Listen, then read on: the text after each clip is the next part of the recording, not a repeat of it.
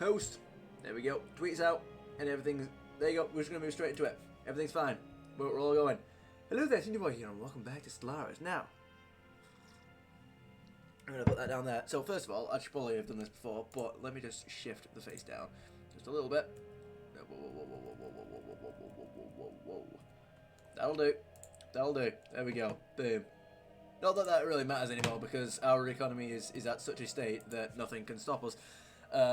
Also, Lynch Makes Games has given a shout out to 11 viewers. There was absolutely no need for that, but thank you very much, Lynch. Now, basically, as you can see by the year down there, the contingency is well and gone. The contingency is beaten. I have defeated the contingency. I beat them quite a while ago.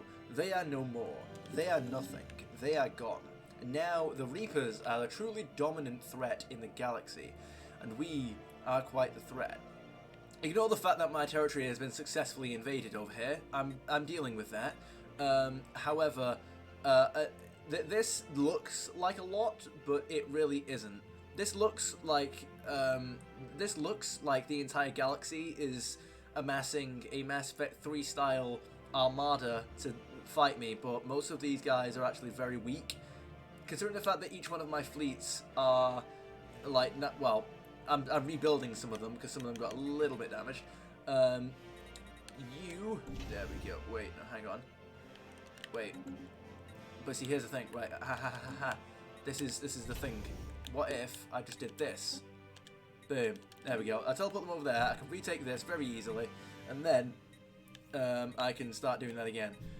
Essentially, yes, we are rebuilding all of our defenses. All of our fleets are actually very, very powerful, and there's no way that these guys are beating them all.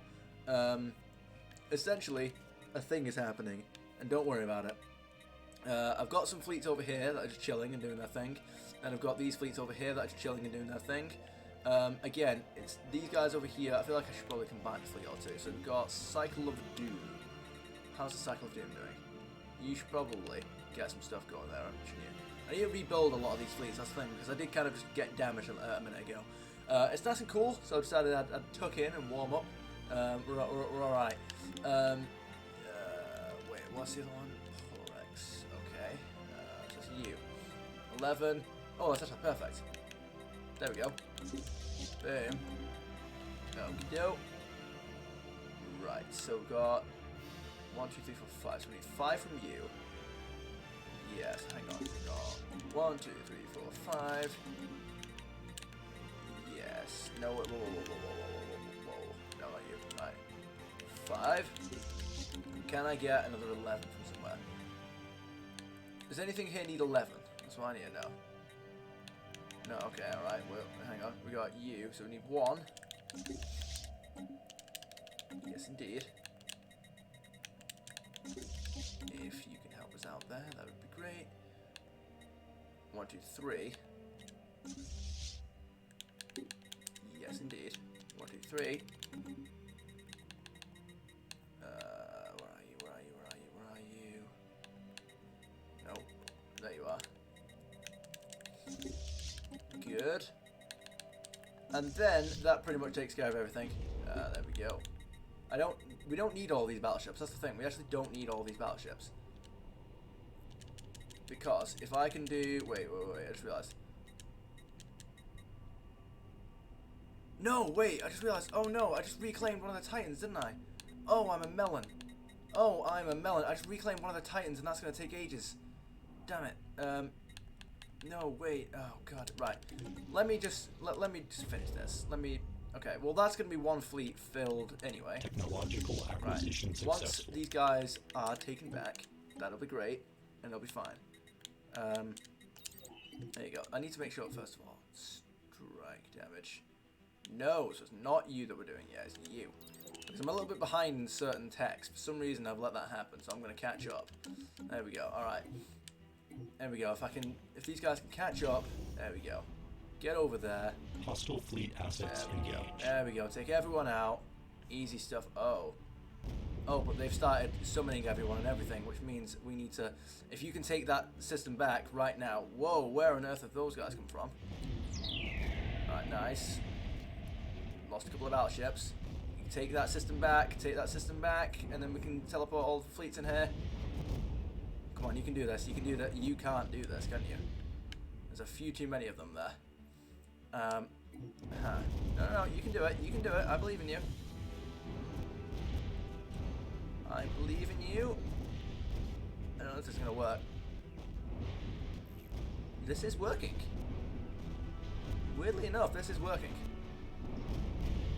Taken a couple of losses, sure, but it has worked. It's worked surprisingly well, considering what's going on.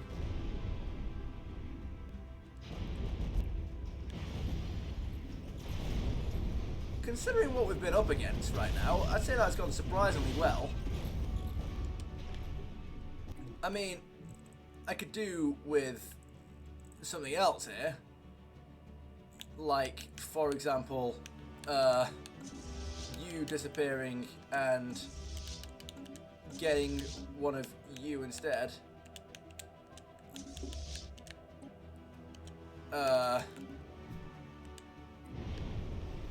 Where's the Titan? Where's the Juggernaut gone? Okay, right. So maybe what I'm going to do is retry that thing, but this time send in 2 fleets. Because if we send in 2 fleets, they will absolutely annihilate that. 1 fleet did all of that. 2 fleets is going to absolutely decimate them.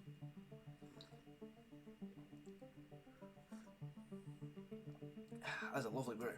That's a very lovely brew.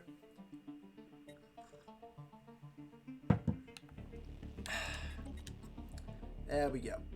So obviously, the first battle that we're essentially at the point now where we're more or less unstoppable. However, it would seem that the galaxy is strong enough to make us consider every move we make, because I do have to make sure that I have my fleets fully constructed, upgraded.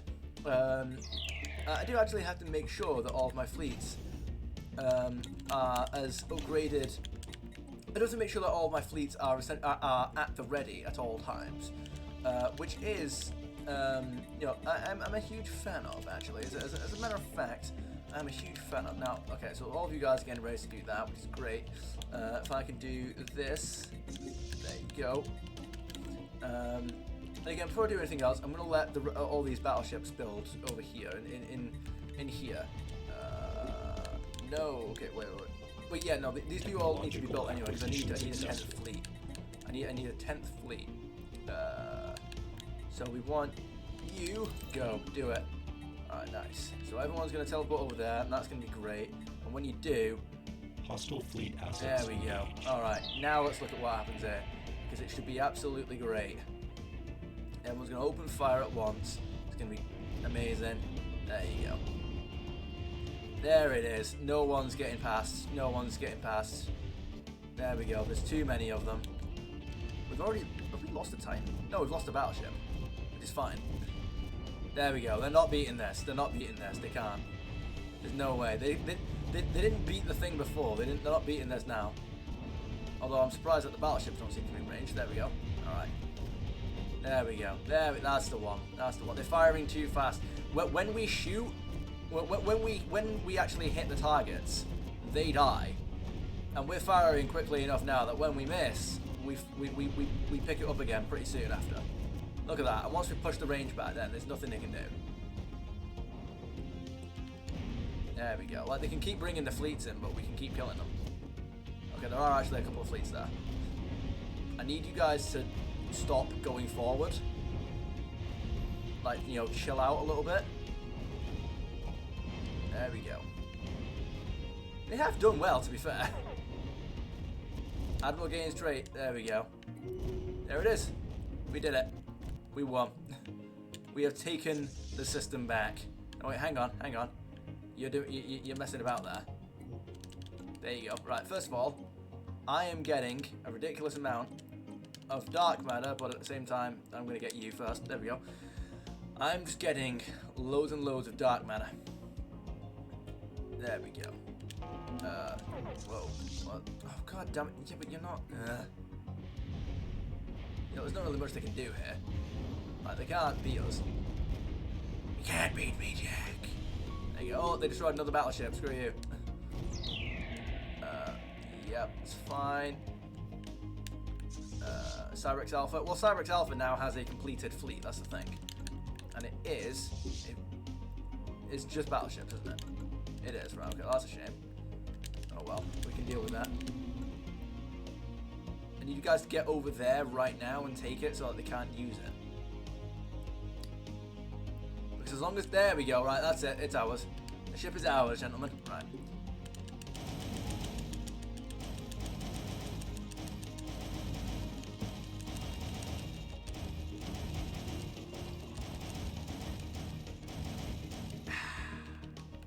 There we go. Once that thing is fully constructed and it's rebuilt again, it's going to be more powerful than this. Now the thing is that it'll have more fleet power, but this thing is actually very strong. Like, they haven't been able to take this thing in a long time, because whenever they because there aren't any shields in the system, which means that the only thing that works is armor, and this thing is obviously coated in weapons which absolutely annihilate armor. So even though this thing is also using armor, there's not really much they can do when they get absolutely annihilated immediately.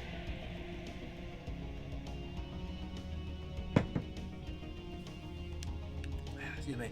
Now, unfortunately, even in systems like this, where range is, like, we absolutely have the range advantage, even in systems like this, starbases aren't nearly as powerful as they used to be, because they've been nerfed, right? They've separated the effects of the... Where is it? There we go. They've separated the effects of this. No, wait, where is it? This, the target uplink computer. This thing now only affects starbases and defense platforms, instead of it also affecting your ships, which made your ships very powerful. And then at the same time, excuse me, this guy, the Juggernaut's target acquisition array, that range boost no longer affects starbases. This thing only affects your ships, which means that you can, like, it used to be that this thing's range was so, like, in the older builds with both of those things combined, this thing's range would be so outrageous it could start firing by the time they get to, like, here.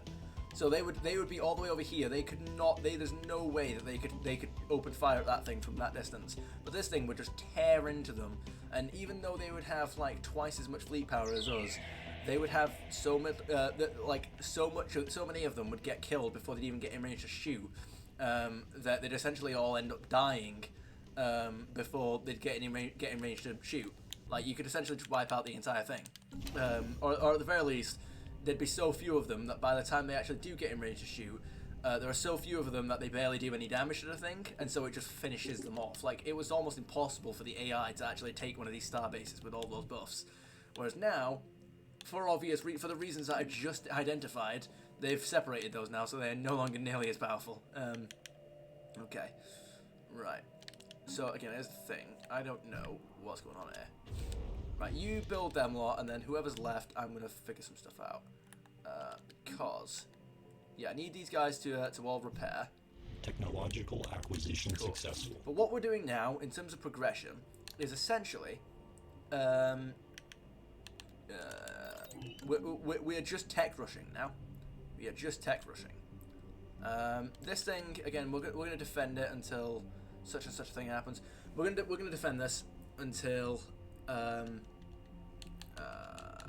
thing happens. And I'll get back to you on that. Technological acquisition successful. It'd be useful if we could get that again. That'd be nice. Home territory fire rate. So whenever I'm defending one of my own.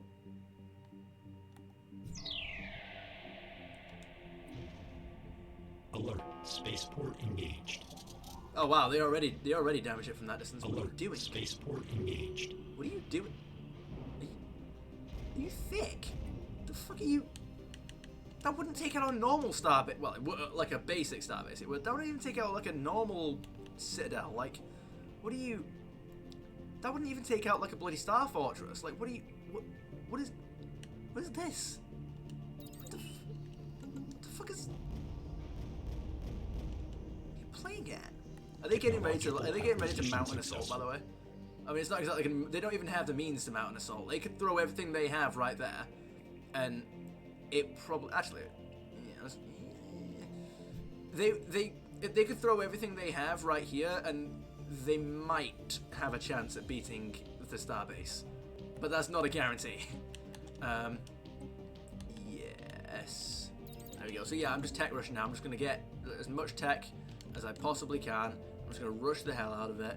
I'm building. This is the thing that I like to do. This is the power that I plan to achieve. I'm going to build a starbase. Oh, by the way, the reason why I should probably explain this. The reason why I've let them take this system right here is because you see these two systems right here. I let them take these. I build, and you can only build one of each megastructure. You can't use this, the exploit that I'm about to tell you. You can only do this way with master decompressors for some reason. I don't know why you can't do it with the other ones, but you can do it here. But oh well. So yeah, I build a matter decompressor, then I let them take it, and then I can build another matter decompressor. And so what I've done is I've done that with every black hole in my territory, including these three. And then in order to get them to take this one, I had to take control of an AI empire. You can do that through you can load up your single player save in a multiplayer game, and then you play as an AI empire. So I could swap empires right now if I wanted to. I won't do that because it won't be long before, because the Reapers are so powerful at this moment that they're either going to do something stupid and get themselves killed, or they are going to save up enough dark matter to finish the aerophasic engine in the game. Oh well. What was even I was saying? Yeah. So I let them take the matter decompressor, and then I build another one. Now I'm not going to build one here until I'm not gonna build one here, because that would get rid of the dark matter. Like, I won't be able to get any more dark matter, and I need dark matter. But I will build one there eventually. But what I've decided is that that's going to be the last place that I build a matter decompressor. And then what I'm going to do is I'm going to build a matter decompressor in every black hole in the game. But I'm not going to stop there, because every trinary star system that doesn't have something I want, like this, so I'm not going to do anything to this because I want this. Every other trinary star system in the game, I'm going to detonate with a Star Eater. And then with that Star Eater, Ancient Fusion Drive. It's like stuff like this, right? I don't want an interstellar assembly, but I want to take the interstellar assembly away from them. So what I'm going to do is I'm going to detonate this system, and then I'm going to get rid of this, and then I'm going to build a matter decompressor here.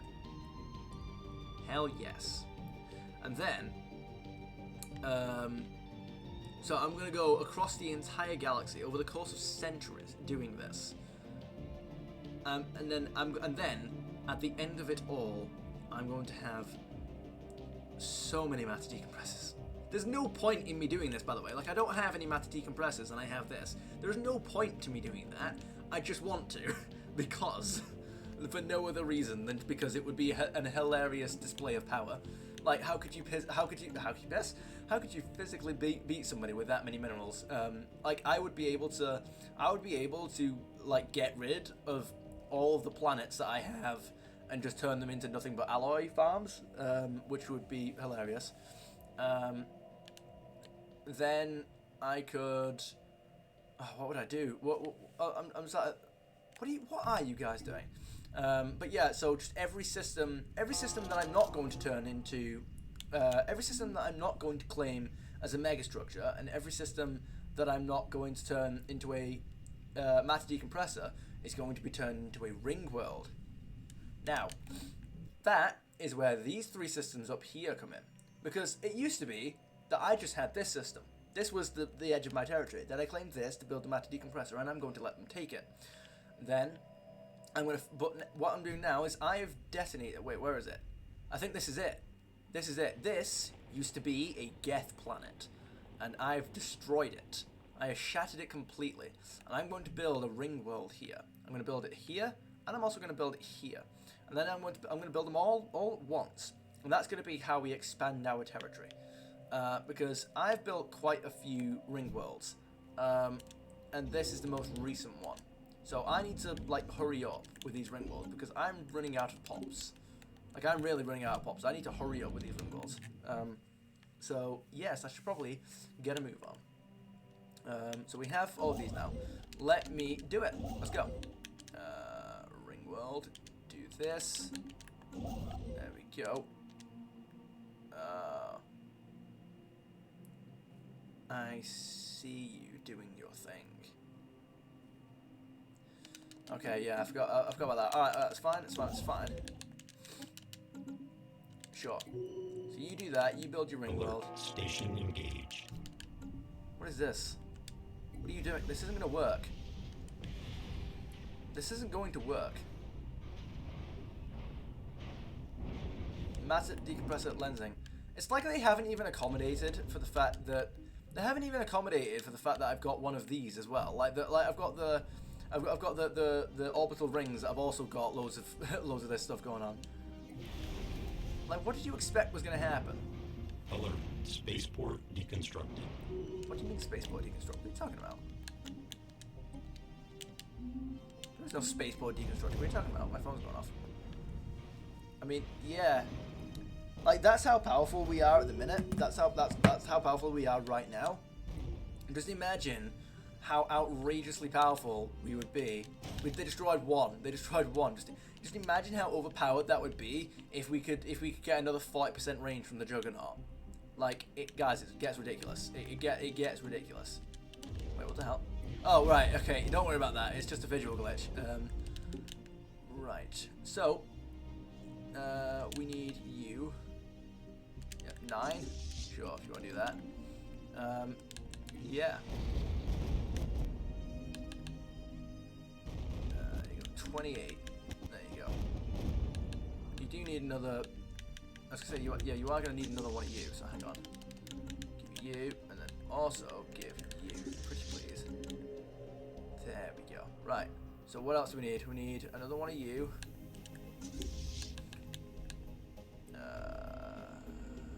Yes, please.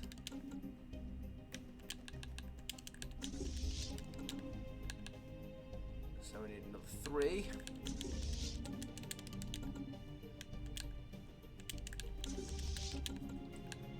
There we go. Then we need another 6.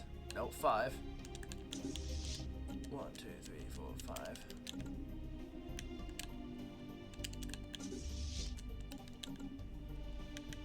And that's it. That is it. Indeed. There we go. That's all you guys taken care of. And then that is all of our fleets rebuilt. So we have quite the economy going on. Excuse me. There we go. Just keep building stuff. Yes, I have decimated the galaxy's forces, by the way. They are not doing anything to us. You douchebags. Why didn't the game tell me about this? I know you said spaceport deconstructed, but when I bloody clicked on all the buttons and you didn't show me this, I'm not done with this yet. I don't think you understand. This isn't your planet to conquer. Alright. No, but wait a second, because I'm not doing this stuff. Yeah, that's fine. 1, 2, 3, 4. Right, see, here's the thing. We don't need all 4 of you. If I just take these 2. Okay, right. Again, here's the thing. If I just take you, I'm sure that's fine. There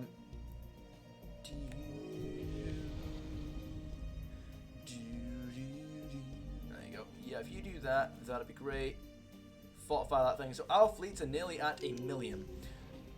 In order to Imperial Core. Oh yeah, by the way, it would appear that the cool. Everyone is fully upgraded. No, everyone is not fully upgraded. No, they're not. Wait. It would appear something's weird about this. There's only. Why is this a thing that's happened? Why is this a thing that's happened? There you go. I mean, do it. There you go. Yay! And they're not being idiots and making sovereign build them. Lovely. I was gonna say, because I'm missing a fleet here. Well, I'm missing a couple of Titans. This right here will be my completed fleet. But for the time being, you go over there, and you're all rebuilt and everything, so you will go over there, pretty please. It's like the Imperial. Oh yeah, the Imperial Corps, by the way, is a systems alliance, and they have done they've done the Renegade option, and yeah, they've done the Renegade option and reconstructed the galaxy into a bloody empire. Led by the human, they've reconstructed the Galactic Community / Council into a human-focused regime. Yeah, this isn't going to work. I don't know what your plan is for what's going to happen here, but it's not going to. That thing's firing quickly, isn't it? Alright, there we go. Well, that Titan managed to do that. Okay, I'm impressed. But again, it's not going to do anything because you're not going to accomplish. And you're not going to, like, every time when we open fire, you all die. I don't think you're actually appreciating that part of the deal yet. I am impressed with the fact that you managed to get in range to do anything, but again, because they only have armor in their system. There's no shields, and I'm using weapons that absolutely deconstruct armor, like it doesn't exist. Deconstruct. Which really helps out. Right, so I need this. I need this thing to hurry up so that I can get this thing going, so I can build megastructure 3 times as fast. Nice. There we go. I don't mind the Unity, by the way. I'm making a lot of Unity, and I plan to make a lot more. You see this? You see the you see the thing that I've got going on with the synthetic crystals? Yeah, I'm doing a thing with that. I'm going to build quite a few of these guys. So 1, 2, 3, 4, 5, 6. There we go. 3 more, pretty please. There we go. Build you.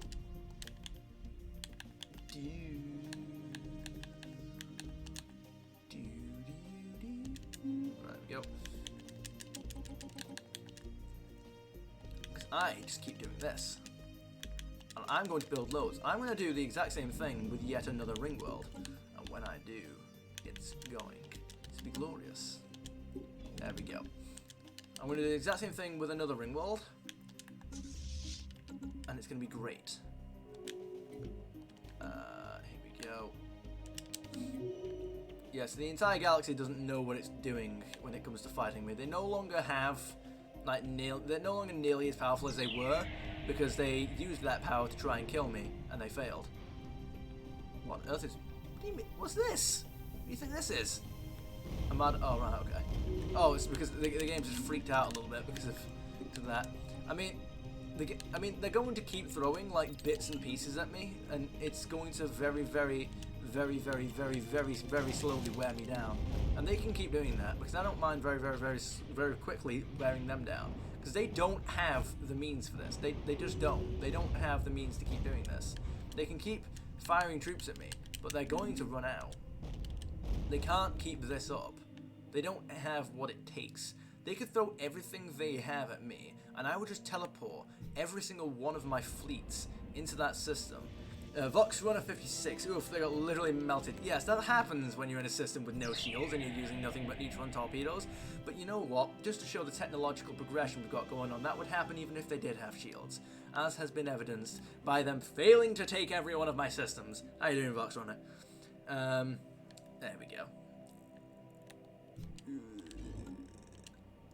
Yep, just keep that building. And then when we're ready, we can speed up our megastructure build speed and get some more ring worlds, because we wouldn't want to overpopulate ourselves now, would we? No, and to do that, we shall conquer the entire galaxy. But we're in no rush to do so. We shall do so very slowly, very methodically, and carelessly of the sentiments of every other species in the galaxy. Oh, here they go again. Look at that. 200... Look, okay, come on. You could at least try and throw fleet power that's actually worthy of the thing. Like, 250k is going to take out, like, a defense platform. That's not going to take out the starbase. Come on, you need to throw, like, a mill at that thing. It won't work, but at least then you'll do something with it. Look at that. you need to throw like at least a commensurate amount of power at it. There you go. It's like every time they throw like a fleet at me, it's these Titans. That's the thing. They throw the Titans at me, because the Titans have better range. So it's like, right, if they throw the Titans at me, the Titans can essentially knock out like one of the the Titans knock out like one of the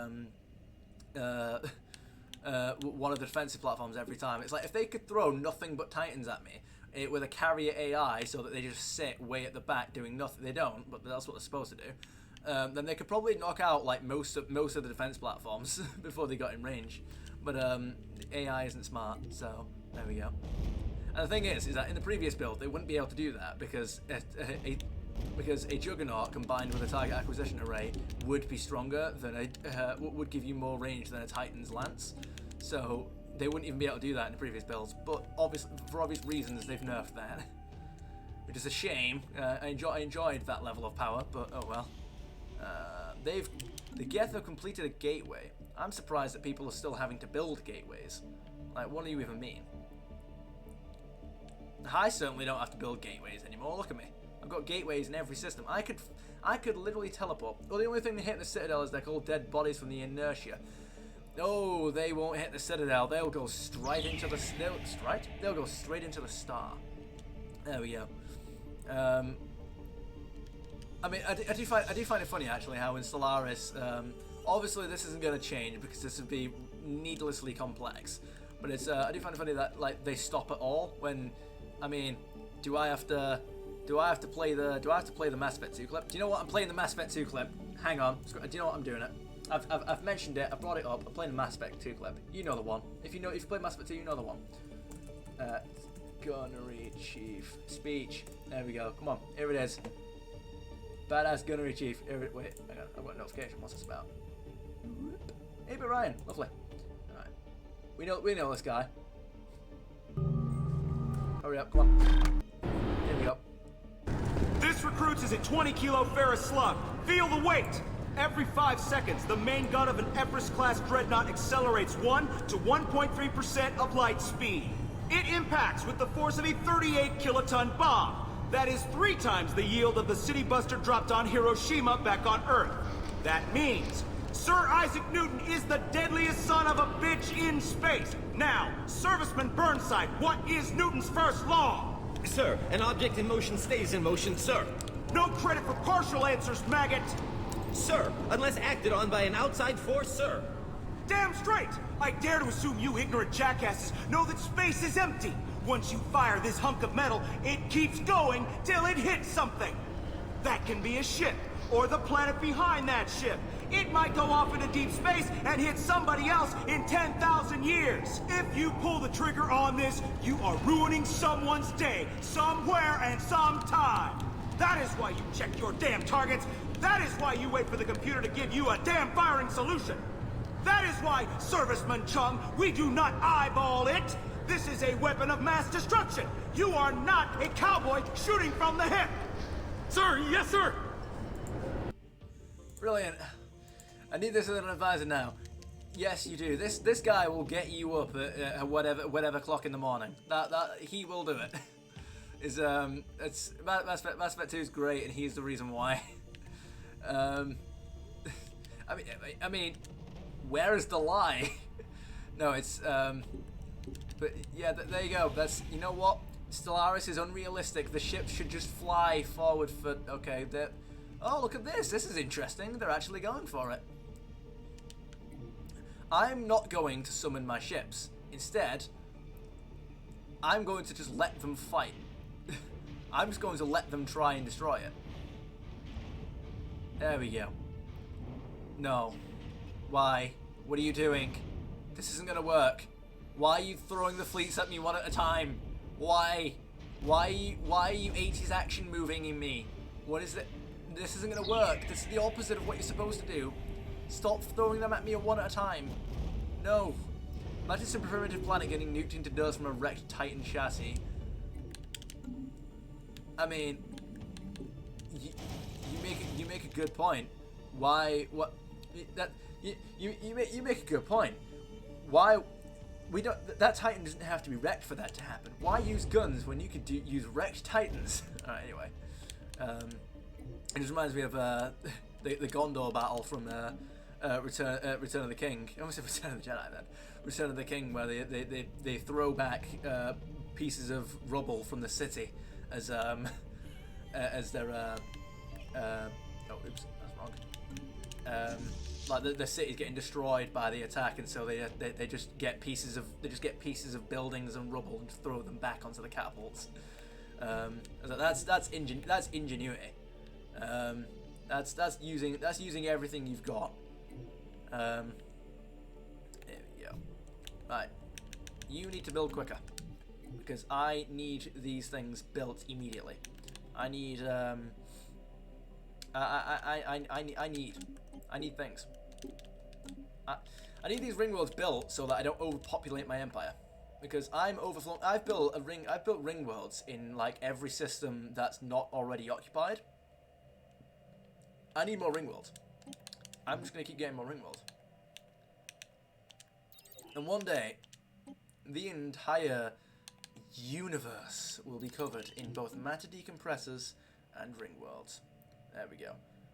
Look at you guys. You don't have nearly enough. I like how this system right here is essentially the this is the Mass Effect 3 system. You know, like where all like all the ships and all the fleets and all just the resources from across the galaxy, they all rally to this point in the galaxy right before they attack the Reapers. This is that system. Where are you going?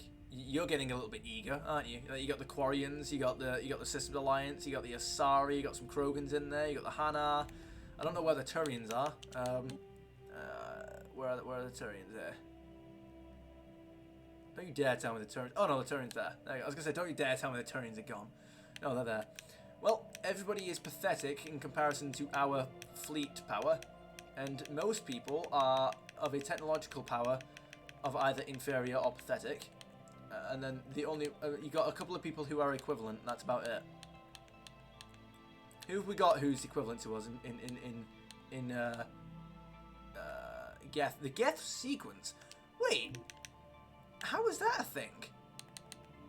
Oh wow, the guys, the Geth have 3 factions that have revolted from them. How has this happened? Oh dear. The Geth have created 3 splinter factions. Like wow. The Hanar are technologically equivalent to me. No. Just no. Something is going to be done about that. Oh wow. What? Well, the Quarians just got annihilated, didn't they? Alright, build you. Yes, please. There we go. Just keep doing that. Just keep it. Maybe you. Let's go. I do find it annoying that becoming the Crisis doesn't set the mercenary fleets and the Awakened Ascendancies on you, when it absolutely should. Like, there shouldn't be a single life form in the galaxy that isn't against you. When you become the Crisis, like, you're literally trying to delete the universe. There is nobody who should be chill with you at that point. There's no, like, do you know what I mean? Like, are the Fallen Empire's gone? No. So this is an Awakened Ascendancy.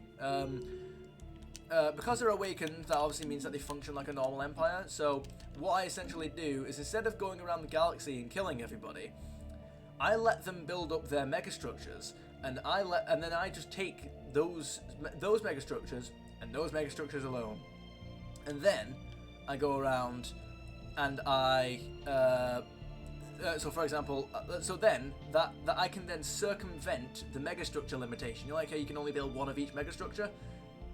That's not gonna happen. So I'll end up taking this, you know, for example, and all the strategic coordination centers, all that stuff. I'm gonna end up taking some of these systems one by one, just so I can get some. Wait a minute.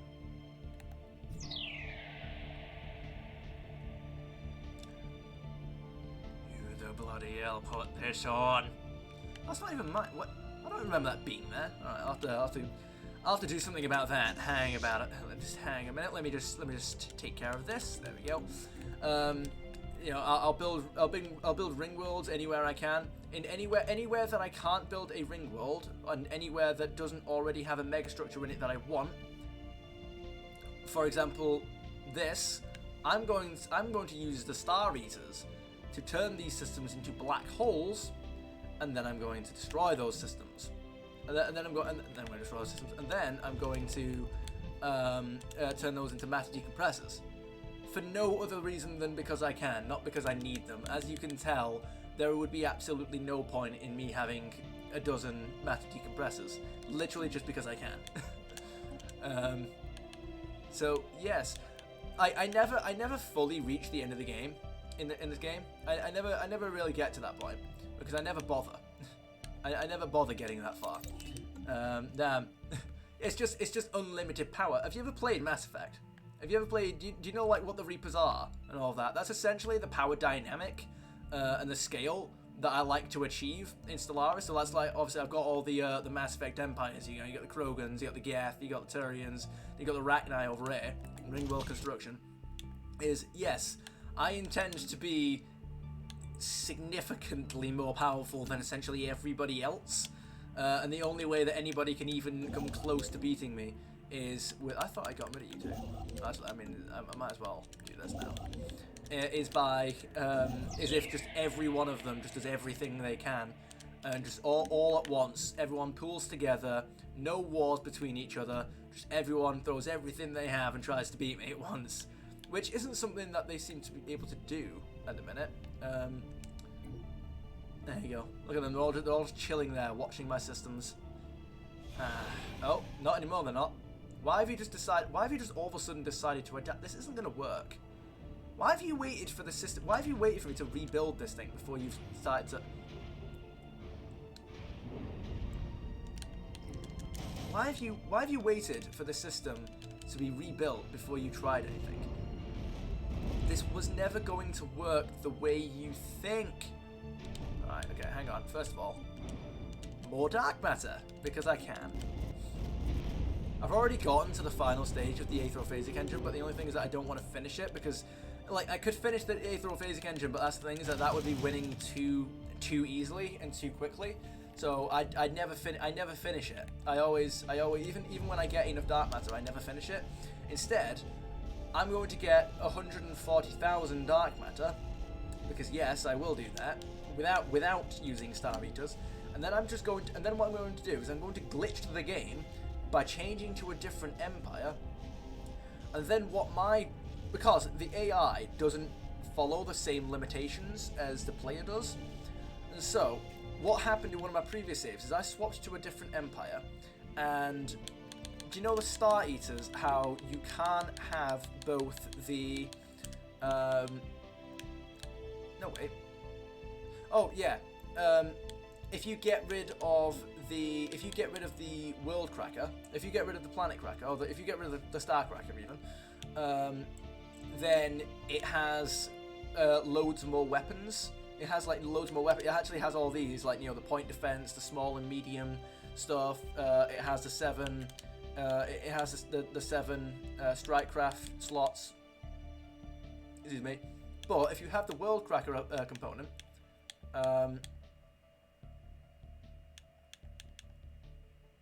wait a minute.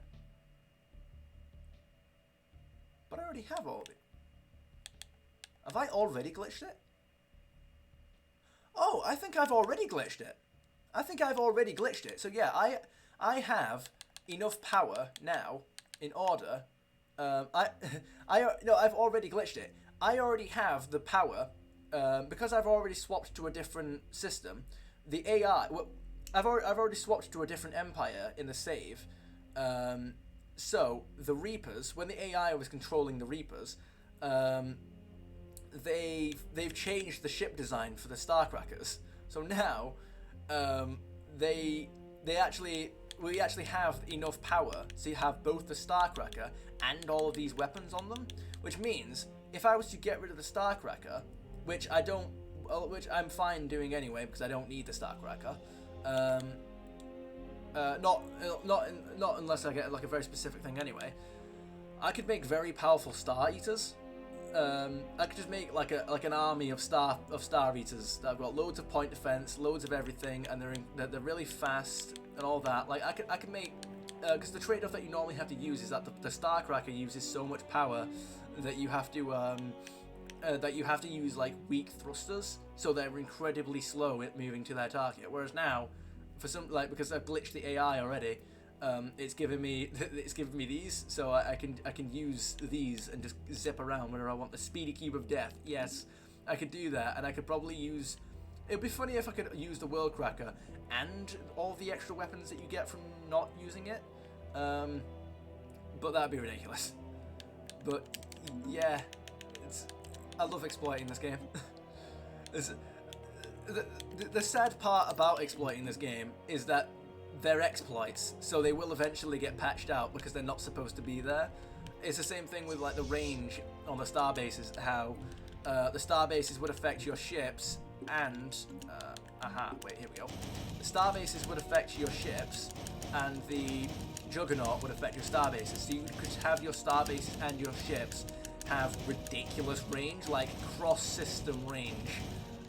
And so you'd have systems like this where they would enter the system and they would immediately get deleted just because of the absurd range that these things have.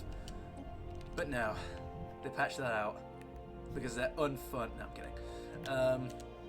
There we go. So I'm fortifying these ring world systems because I forbid anyone from conquering them. Yes, continue. I need to make sure that things are happening here. Thank you. Do that. Alright, so here's the thing. Yeah, I'm running out of pops here. We need to hurry up. Like, well, I'm not running out of pops. I'm running out of jobs for these pops, so I need to build these ring walls very quickly. And also, there we go. We've got Harbinger. Yeah. We've got Harbinger blowing up this habitat. Indeed.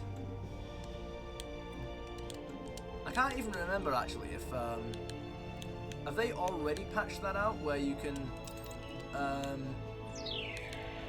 because it used to be that when you destroy a habitat with a world cracker, it still counts as the habitat being there, so you can't build another habitat in that same spot, but also you can't build a ring world with it there because the game still thinks that there's a mega structure there. I hope they've patched that, because if so, this is about to be really frustrating. Here we go. Habitat destroyed. There we go. It's done. Glorious. It'd be cool if we actually had like some kind of like animation for destroying habitats, but oh well. No, I don't need to send you there. Oh, I just realized, by the way, I'm an idiot. I never renamed this system.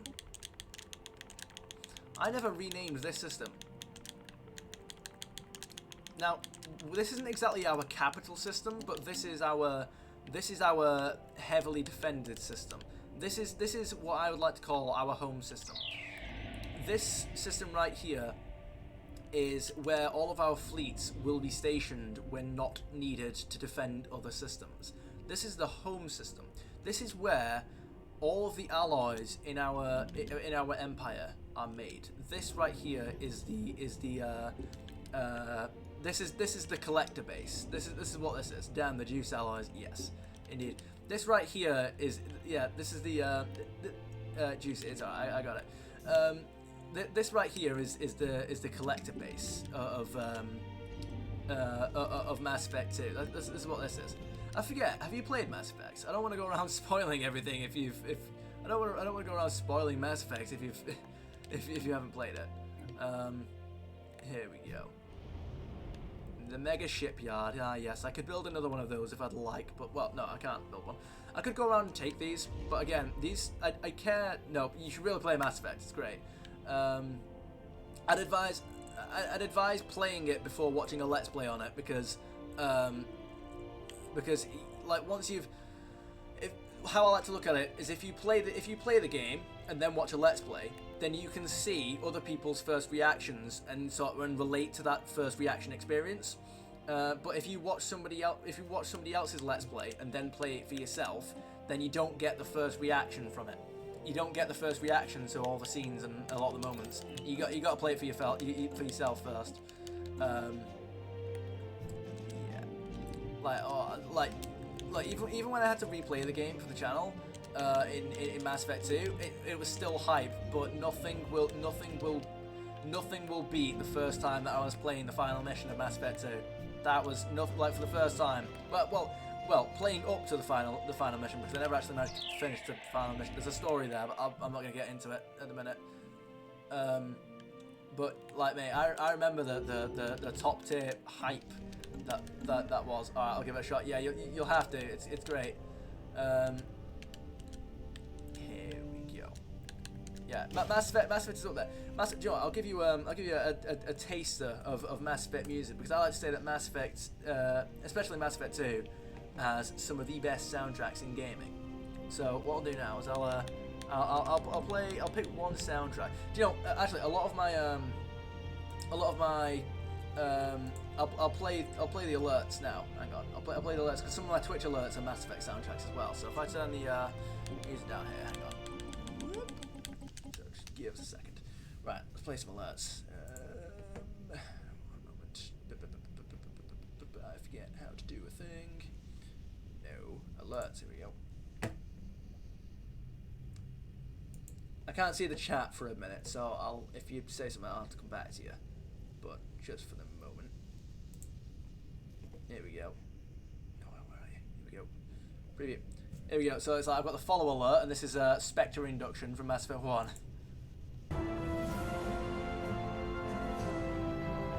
I've become a challenger. I don't know if you can actually see that. I don't think you'll be able to see it, but there you can hear it anyway. So yeah, that's a little bit of music from Mass Effect 1. Obviously it's a really cut down version of the soundtrack. You've got what have we got? Mass Effect 3. This right here is the kind of thing that I want from Stellaris. This right here is whenever these guys all attack me, this is what I think of.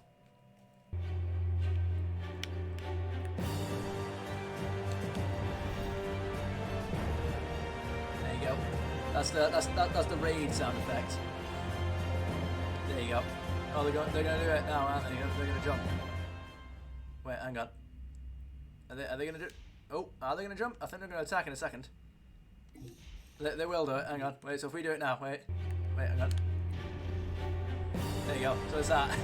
They'll show up right there at the end. That's the one. Yeah, right. Oh, are they gonna be able to do anything here?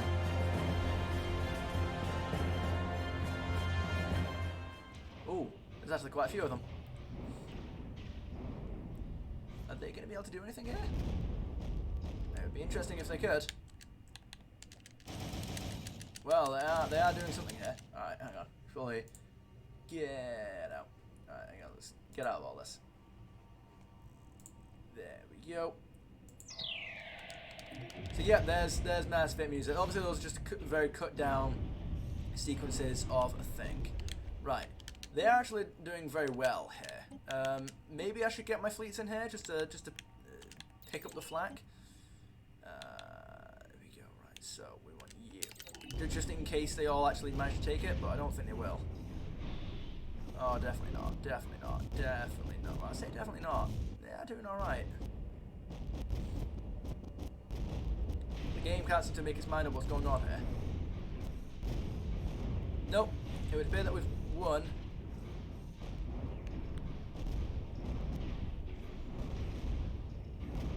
It was relatively close. Oh wait, oh no, I just realised, wrong one. Wait, have I been making these guys shield ones this entire time? I have, haven't I? No, I've been, oh god, I just realised I've been putting them as shield class this entire time. It's supposed to be armoured. I just been, god damn it. It's supposed to be shield class, it's supposed to be armour class the entire time, because obviously there's no shields in the system. I mean, all these guys are armoured, but that's not the point, man. We're all supposed to be armoured. Right, there we go. We won. That entire... All the fleets that were in that system are now gone. because of that. I love it. building more dark matter. Right, stop.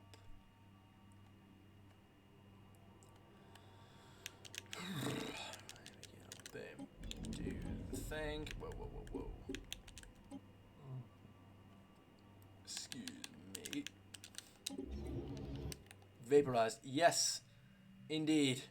Well, sounds good. Perfect for a last stand. That's pretty much what it's supposed to be in Mass Effect 3.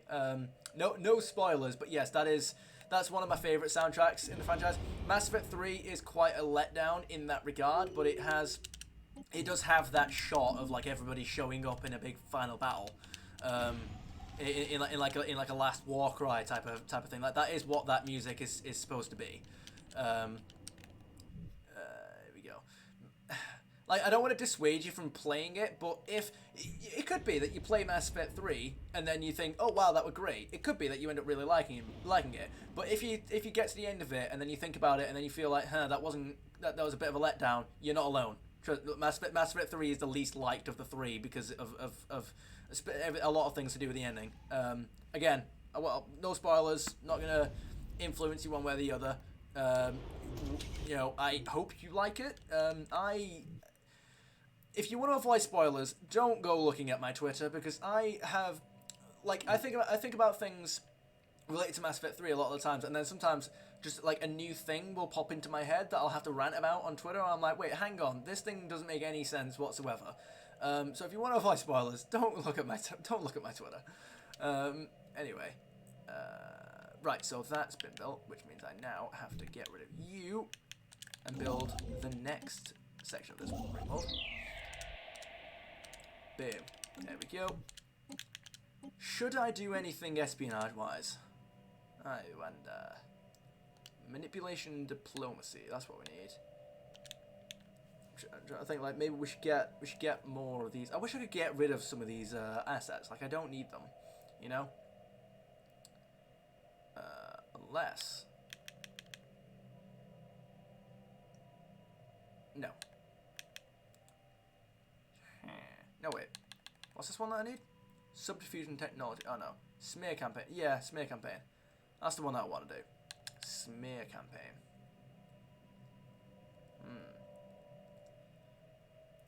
Do you recommend playing the games before Mass Effect 3? Is the lore from previous games needed?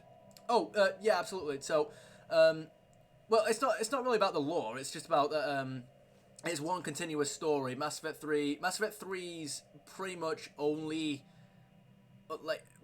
Mass Effect 3's only advantage really is that it's banking on a lot of the emotional payoffs from Mass Effect 1 and 2. Like, if you not play Mass Effect 1 and 2, you don't really have any kind of attachment to any of the factions or characters in order for the payoffs. Because Mass Effect 3 is essentially a bunch of payoffs to the arcs, the arcs and stories of Mass Effect 1 and 2. It is the finale to Mass Effect 1 and 2. It's Mass Effect 3 is the big final battle. Mass Effect 3 is the war that Mass Effect 1 and 2 were spent preparing for. It'll make more sense once you start playing through the games, but yeah, so do you know how Tolkien refers, and I'm not saying Mass Effect 3 is as good as Lord of the Rings or anything, relax. I'm saying, do you know how Tolkien describes the Lord of the Rings as not being a trilogy? He thinks that the term trilogy is inaccurate and that it's essentially one book, one story that's separated into 3 books because he couldn't print the whole thing as one book. They wouldn't let him. I think of Mass Effect 3 is like a similar thing, how you've got, it's one big story in 3 chapters. Yeah, you got to play Mass Effect 1 and 2 first. Otherwise, a lot of Mass Effect 3 will fall flat. Yeah, you got to play you got to play 1 and 2 first. And Mass Effect 2 is the best one anyway. So yeah, it's like, well, I mean, there's no point in just playing Mass Effect 3 because you're playing the least good one without playing the other 2. And it's also Mass Effect 3 betrays a lot of. I'm not trying to dissuade you from playing it. Like, it's decent in that it's good enough to warrant a playthrough. You can't play Mass Effect 1 and 2 and then not finish with 3. But when you really think, when I've said this on Twitter a few times, and I'll try and be very vague and non-specific, but Mass Effect 3 isn't Mass Effect in a lot of like the tone of it and a lot of sci-fi trope things that it does, it's not Mass Effect. It really falls out of line of how grounded Mass Effect was as an IP at one point. So again, I'll try and be non-specific, but Mass Effect. If you start with Mass Effect 3, you're not really starting with Mass Effect, if that makes any sense. It's kind of like, I'm trying to think of like an example. Suffered Star Wars fate. See, the thing is, I think Star Wars definitely did worse. I wouldn't say it's a Star Wars fate. It's not good. I would say Mass Effect 3 has like the Avengers Endgame fate, where at first glance, when you play it for the first time, for most of it hits a lot of the emotional payoffs. But then when you really start to think about how things are working and how those payoffs are actually kind of, I don't want to say half-assed, but like they kind of fall flat when you actually think about how things are working or what could have been done differently. You start to realize what's not there. Like when you see it for the first time, you think, "Oh, this is great." Or do you remember? Like, wasn't this scene great? And then you start to realize what they could have done and what they should have done, and you realize, wait. Then it has like the wasted potential feel. Like Mass Effect 3 is, I think, the poster child for wasted potential. That's how I would describe it. Whereas an Endgame was quite good in terms of a lot of the emotional payoffs, but then it's like objectively when you think about like the time travel mechanics and stuff like that, and you think well, a lot of what's going on doesn't actually make any sense whatsoever. And then once you realize that, then a lot of the emotional moments that you liked in the first place start to feel a bit wet, if that makes any sense. Where you're like, right, okay, this doesn't have quite the same effect that it did the first time. A lot. When you play through Mass Effect 3 for the first time, even after playing the first two games, you'll probably start to think, oh, I'm happy with this finale. I'm happy with how this thing worked out. It will probably take time for the bad stuff to really sink in. It'll probably take a lot of time for you to really start thinking about like what isn't in Mass Effect 3, what in all the ways it starts to fall apart, you know. So you'll probably, like I said the first time, you'll probably enjoy Mass Effect 3 the first time, and I hope you do. Yeah, okay, right. Let's not cap out on energy credits. Ow. I've got like a crick in my neck, like, ow. Right. Anyway, I should probably turn the music back up. There we go. You know what? I'll tell you what. Let's do... Oh, what's the soundtrack? The Master Plan. Why not? I want to put all the evil soundtracks on. Thanks for the advice. No worries. But yeah, I hope you enjoy Mass Effect. The only advice that I'll give, game-wise, without being specific about the choices, is... try not to pick many of the middle dialogue options, because the middle dialogue options are... The middle dialogue options don't really give you any Paragon or Renegade points. They're essentially the indecisive, non-committal options that are neither good or bad. And you might think that's like, oh, it's morally ambiguous. And it's like, well, no, because Mass Effect as a franchise is heavily geared towards supporting you being the good guy and penalizing you for being the bad guy, and extra penalizing you for not choosing either. Yeah, as I said, don't go for the middle options as much as possible. Like, if you pick the middle option, that doesn't mean that you're gonna get like a bad ending or anything like that. It's just try not to like pick too many of them or lean into them too much,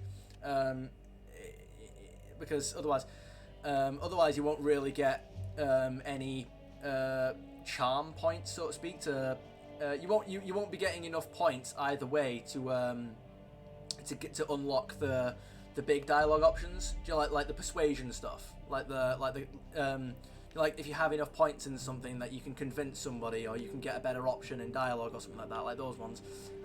If you pick the middle options, then you won't be getting enough points in either good or bad in order to either intimidate somebody or persuade somebody. I say, yeah. So, you know, like in speech, like Paragon and Renegade are essentially your good speech stat and your bad speech stat, like to put it in like Skyrim terms. So if you pick the middle option, you won't really be getting any points in either of them. You'll get some, but not really. So So you won't be able to unlock the dialogue options that get you the best scenarios. Yeah, you have to and play as much of the side content as possible. That doesn't mean that you have to like obsessively go around the entire galaxy and do everything before progressing the main story, but especially in Mass Effect 2, you want to do as much of the side content as possible, because not only are most of them good, however, sometimes they'll unlock stuff in the main story, or they're really good for world building, and especially in Mass Effect 2's case. That's the end of that advice.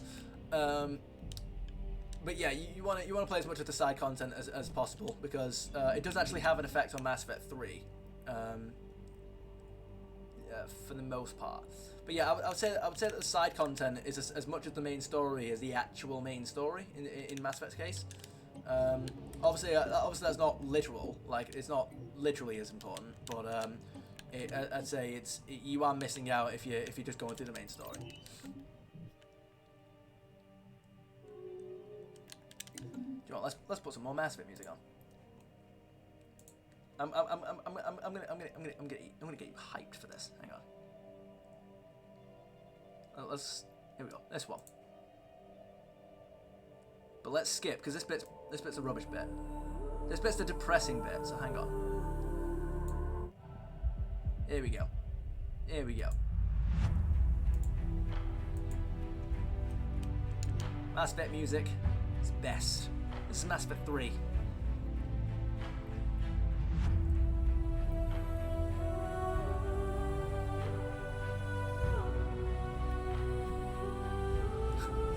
No, I've made 3 videos recently, which is dubbing Mass Effect music into some of the scenes from Independence Day. I enjoyed doing those edits. This is a future for the crew.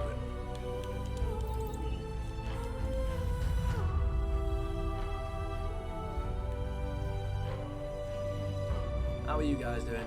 They're all combining the forces. They're all rallying. They're all rebuilding, and they're all going to throw everything they've got at us.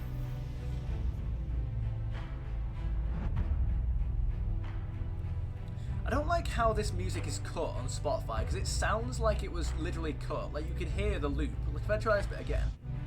Wait for it. Listen. You can hear it reset. That's on Spotify. That's not even like on YouTube or anything. That's on Spotify, and you can hear the cut. It's a bit jarring.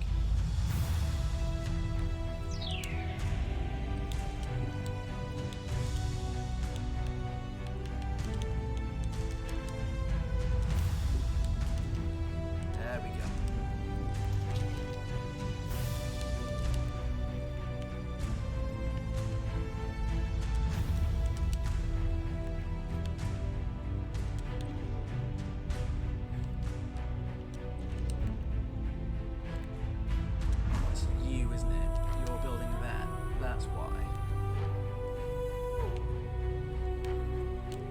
Tell you what,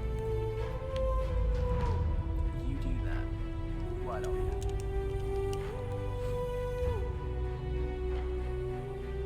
You guys go over there and take that thing.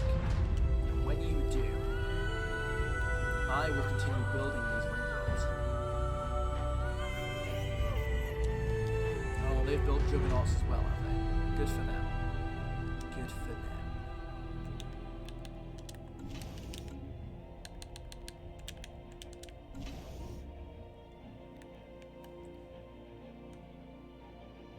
Excuse me. Right. I'm trying to think of like another one we can put on. I'm trying to think of what. Whoa. Oh, these guys they're all trying to attack.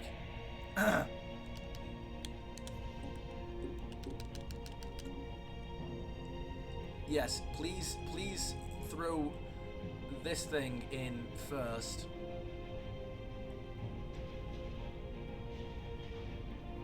There we go. It despawned. It decided to flee.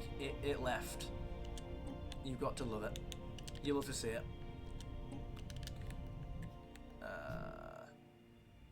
Actually, I tell you what. Yeah, I was gonna say it's good that that thing's there because otherwise we'd be having some issues.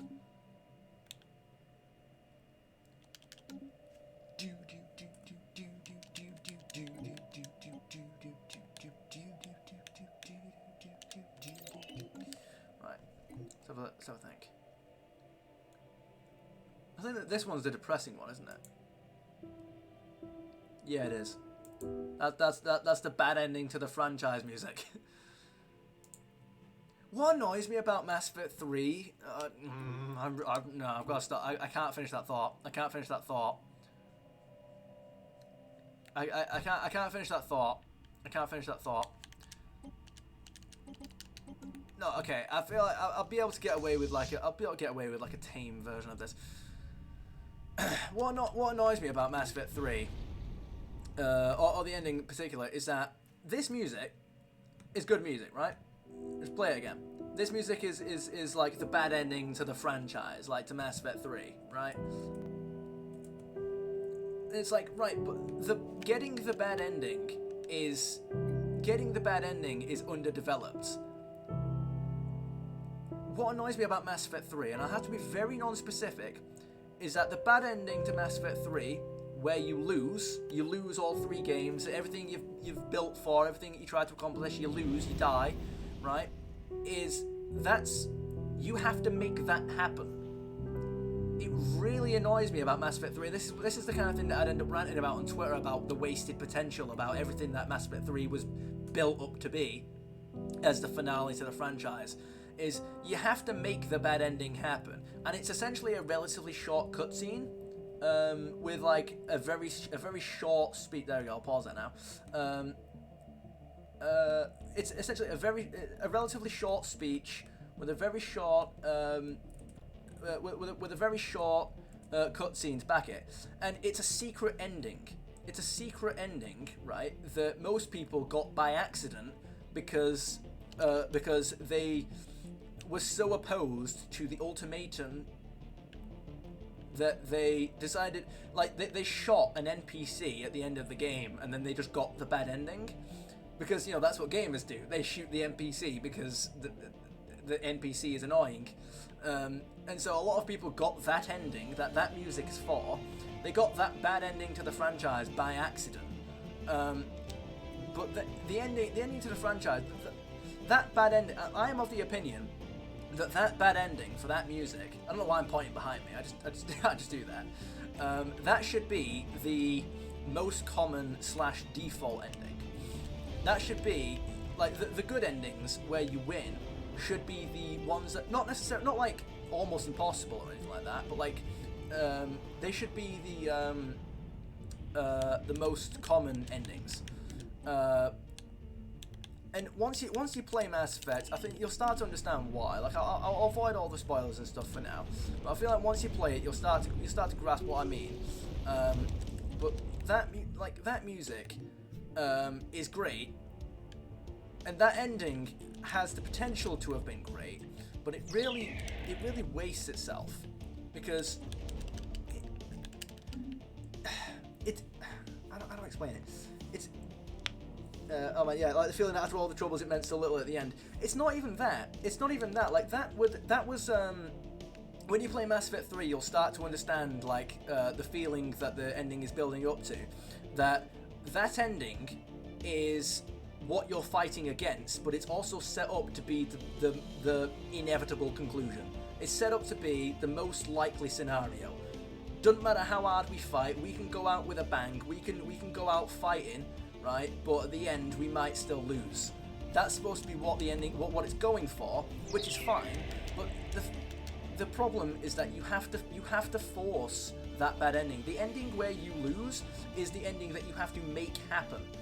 The worst possible good ending that you can get is still one where you win. You can't do that. You can't get the bad ending where you lose by accident. You can't do it through a lack of action or from an inability to win or complete an action. You have to make it happen. You have to actively choose to make that ending happen. That's the bit that annoys me.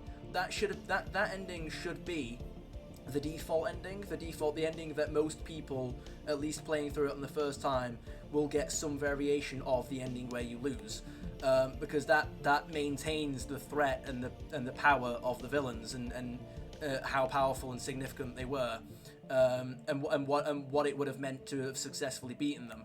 But it's like that. That music isn't necessarily sad music. It's like bittersweet music, and that's as much as I can say without getting into literal spoilers. Without getting into like specific, detailed spoilers. That's the most that I can say. Mass Effect 3 is the definition of wasted potential. Like you have to play it for me to understand it. But again, not trying to dissuade you from playing Mass Effect 3. I'm sure the first time around you'll probably enjoy it, at least a lot of it. It's definitely the least good, or at the very least my least favorite of the three. Yeah. But Mass Effect 1 and 2 are great. You'll love them. And you know what? I'll cheer everyone up with a really good soundtrack from Mass Effect 2. Where is it? Here we go. Come on, where are you? This is one that I've played on stream multiple times. Hang on. No, that's the wrong thing. Sure, we'll still give it a shot. Lovely. No worries. Where is it? Hang on. Here we go.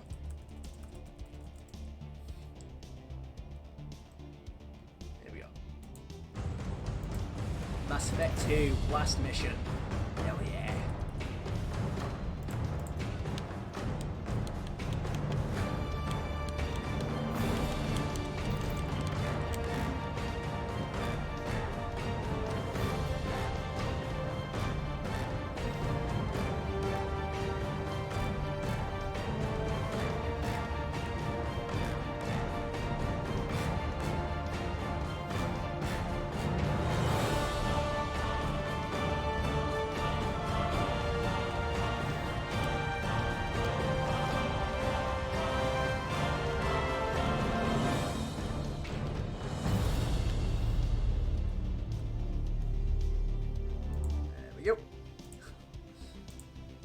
Top tier emotional investment.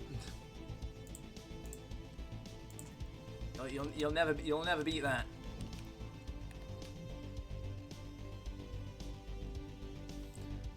I need these ring wheels to build quick. I kind of need them to hurry up, because I didn't exactly build these things quickly enough, did I? Oh well, these things are almost built. Lovely. Soon enough, they won't be doing much attacking of those. And we've got these things as well.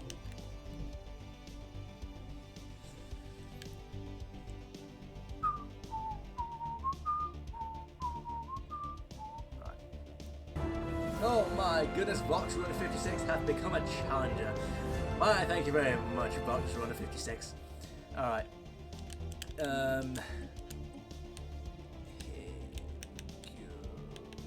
Yes, keep on with that. Yeah, thanks for the follow, man. That thing is apparently nearly built. There we go. I love that. This thing was 200 days from being built, and then they took it from me, and it's triple that time. There we go. Give. Yes, indeed.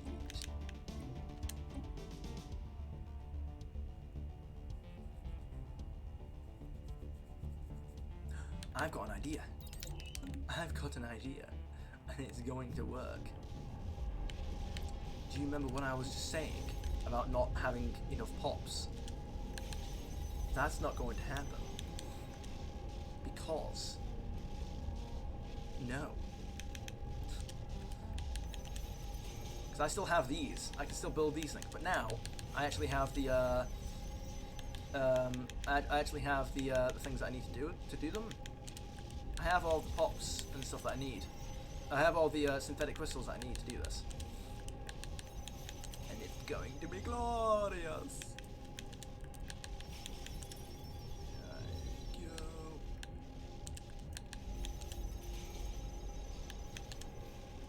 There we go. Boom. There we go. Sure. Lovely. That's done.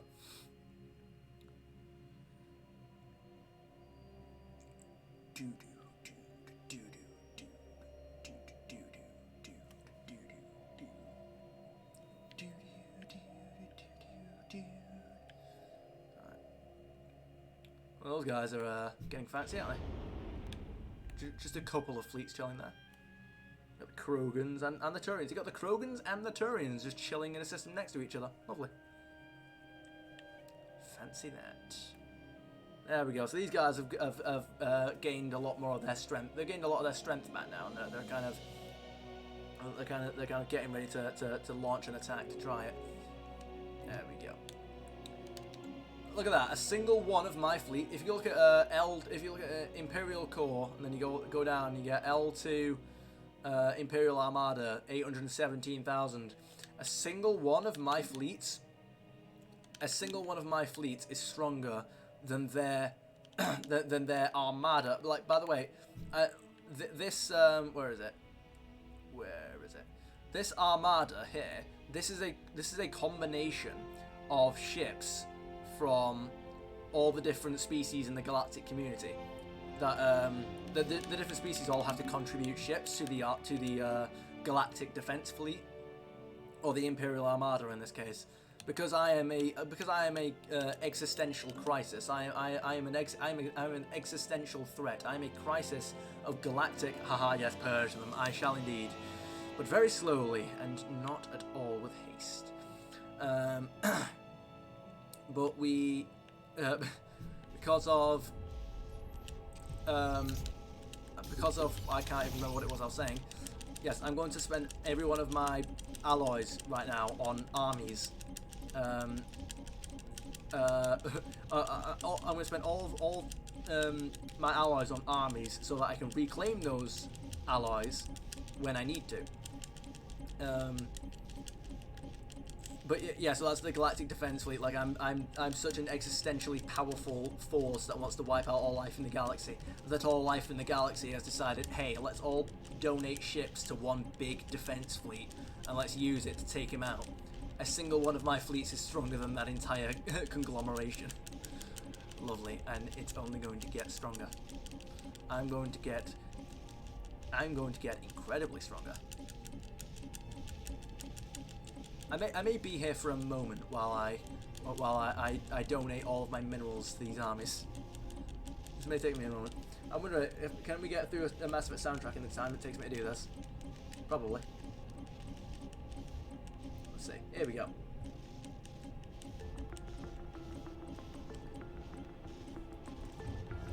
Now this music should have been in the credits of Mass Effect 3. Do you know, I don't actually like the music that they chose for the credits of Mass Effect 3, and I like this music. No, wait, we won't play this one just yet. This is the music. When I did my series on Mass Effect 3, I edited out the music. It was very easy, actually. I edited out the music that was actually in the credits of Mass Effect 3, and I had to essentially choose my own Mass Effect tracks to put in the ending. And these are the ones that I put in. Where is it? Where is it? Hang on. This should have been in the credits.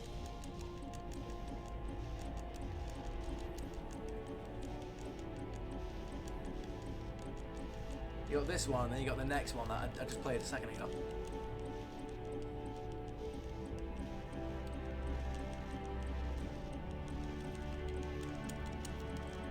Yeah, the soundtracks that they chose for the credits of Mass Effect 3 were very, like, tonally odd.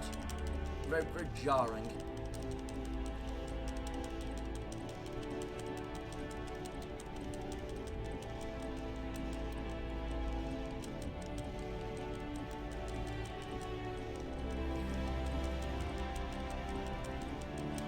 Do you know what I like about this soundtrack, besides everything, is that, in this bit that you'll hear in a second,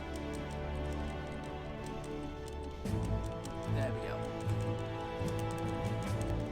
This music right here, this particular part, it's a version of another soundtrack in Mass Effect 1. And that's also one of my favourites.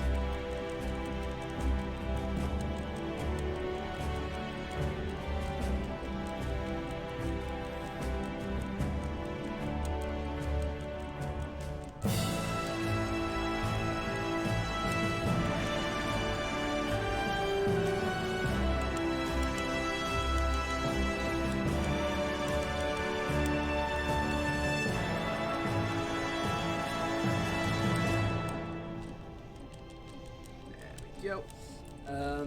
that was pretty much a version of the Victory soundtrack from Mass Effect 1, and that's also one of my favorites. The Cyberx themselves might mistake that their empire is back with that amount of armies. Yes, this amount of armies. This amount of armies will never be built.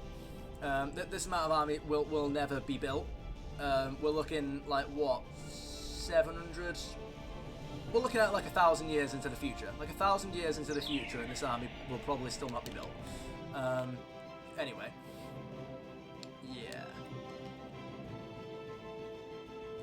And then you got that soundtrack, and then you've got wait for it. Let's do it again. Hang on. You got that soundtrack, and then you got this one.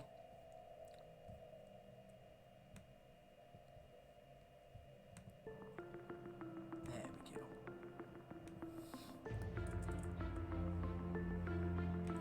Gotta say that track evoked images some very grand vista overlooking a grand army of sort. Not overlooking a grand army, but it's just it's just during the credits of Mass Effect 3. Oh, you know, it should have been during the credits of Mass Effect 3, so to speak. It's showing the first time, the first one of the villains that we actually meet. And then I think that the music that they should have played in the credits of Mass Effect 3 should have essentially been focused on where it all began, so to speak. Like it should have gone back to well, Spectre Induction from Mass Effect 1 is this one, and the first the music that played during the first music that I played was part of the ending. It was the end to the final battle of Mass Effect 1, and that should have been that one.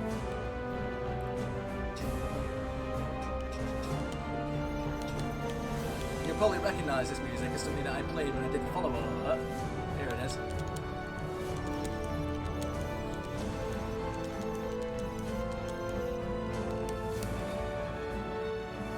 Oh no, I think it's already played. Anyway.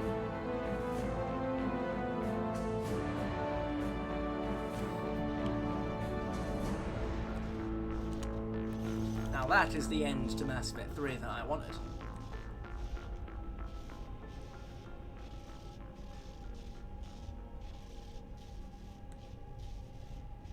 There we go. I've got like I've got a Spotify playlist just full of my favourite tracks. From Mass Effect. They're all good. They're all great.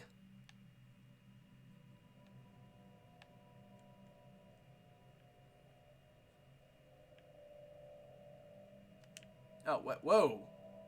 Well, you guys are going for it, aren't you?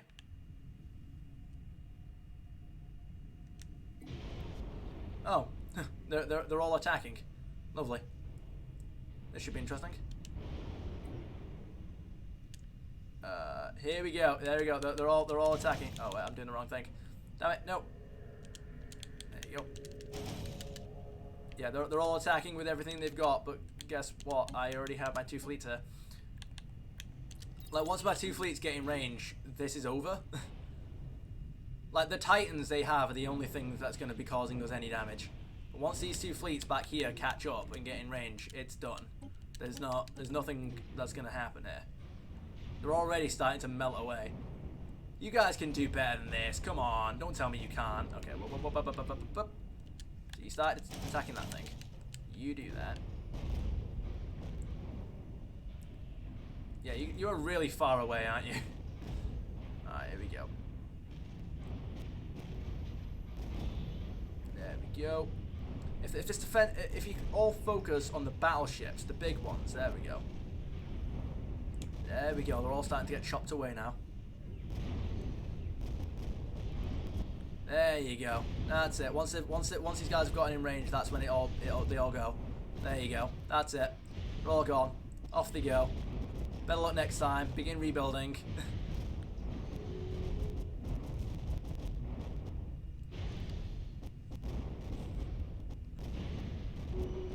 Yes. Lovely.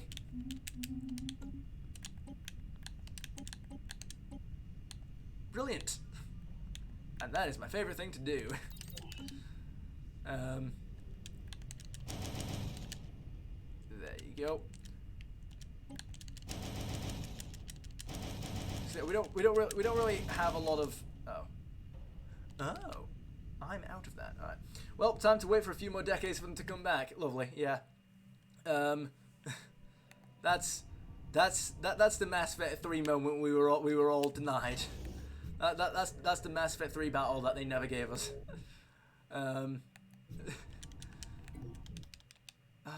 That Mass Effect 3 battle was a letdown as well when you really notice stuff. Anyway, enough about Mass Effect 3 now.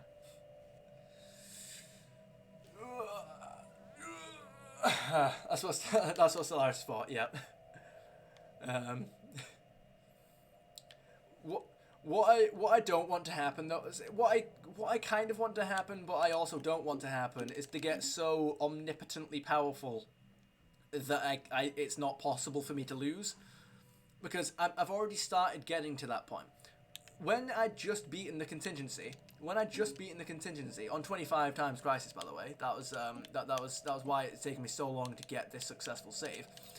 When I'd just beaten the contingency, I had, even with all 10 of these fleets, right, they were actually powerful enough to beat all 10 of my fleets in a straight fight with a maximum upgraded and fortified starbase. They could do that, and they probably would have won that fight. But now it's gotten to the point where they can barely go toe to toe with 1 or 2 fleets.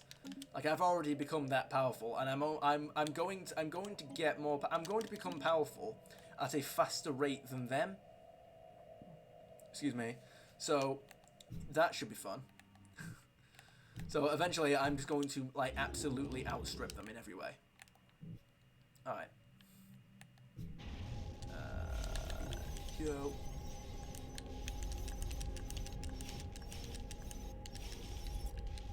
Lovely. However, we are not done. You. And then you. Then you.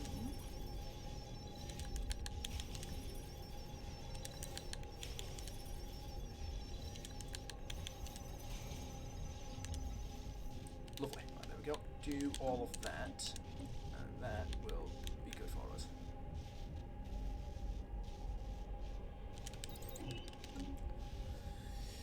Right, I should probably put the music back on.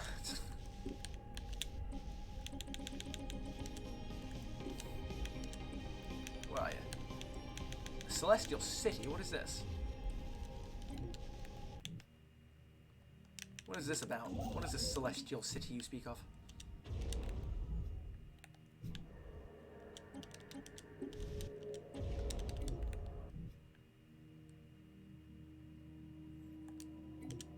You don't sound like whoa. Instant of life. Come on, where are you? Genesis, what's this? Come on, I need something bombastic, I need something evil, I need something powerful, come on. Don't make me put Supermassive Fleet back on.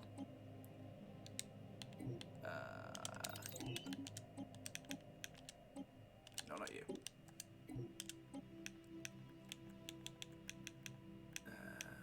Where are you? Come on, where are you? Gather the fleet. Oh, let's see what this one is. Nope. There you go. The March Prophets. Dark Minds. Well, what's this one? Oh wow, it's literally just the Krogan left with their fleet. Look at this fleet. What do you even make of this?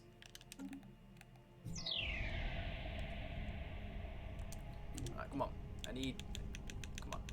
Where is it? Doomsday, Synthetic Dawn. No, come on. Where are you? Come on. Where are you? One galaxy. Hostile fleet detected. What's this one? How is that hostile fleet detected? Come on. Alright. No. The Imperial fleet.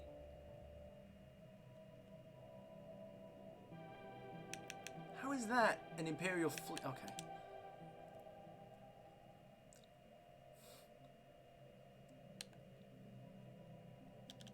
Let that play for a minute. There we go.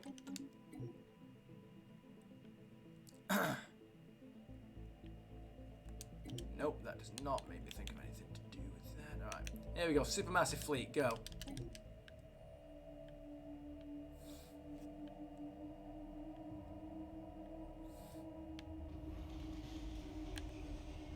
The matter decompressor. Oh, have they? That's their matter decompressor, is it?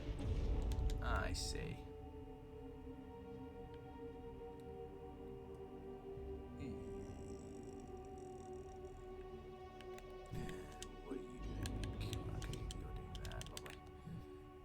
No. Go here.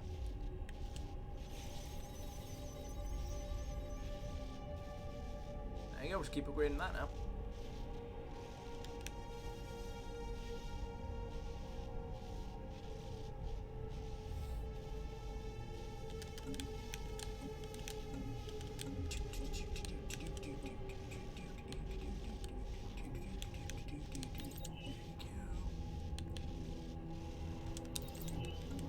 Just get a ridiculous amount of strength.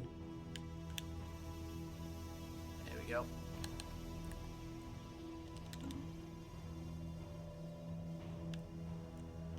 We have many armies.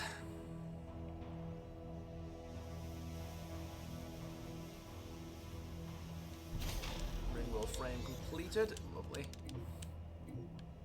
And once this thing's built, things will happen.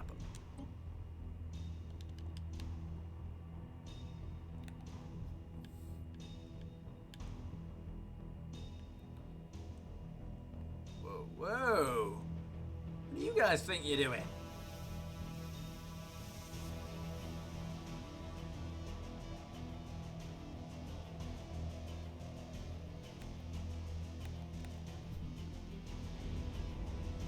Everyone's getting ready to, what, throw everything they have at this system, or this system. Do you intend on trying to take my ring world from me? Are you going to kill me? Rising unemployment, get over yourself. There you go. Engage unemployment, yeah, sure. No, that came out wrong. No, I was gonna say, engage unemployment protocols to entertain those without jobs. But just you wait.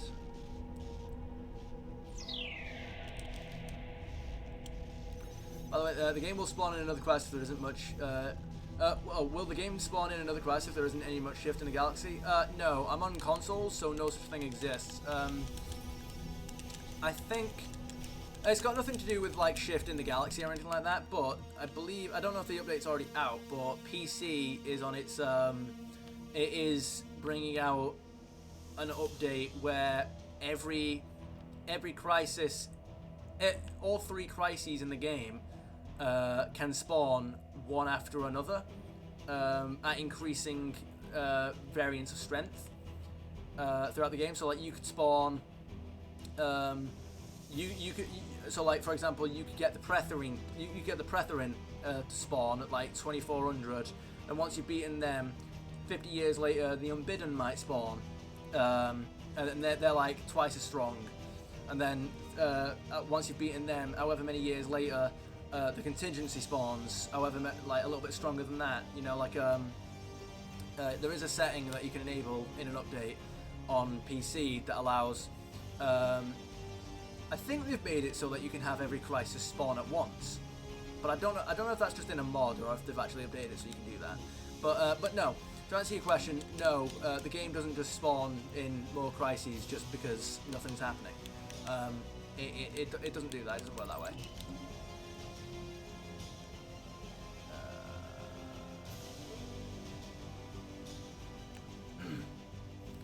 Well, these guys are getting fancy, isn't it? I guess now we know why nothing's happening in this system over here, because everyone's moved over here instead to try and take this territory. There we go. Lovely.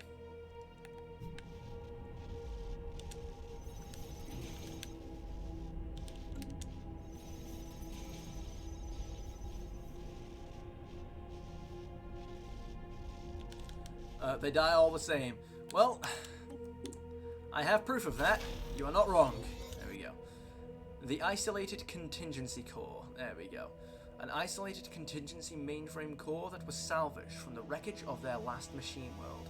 It can greatly speed up the process of building robots and megastructures. Actually, you know what?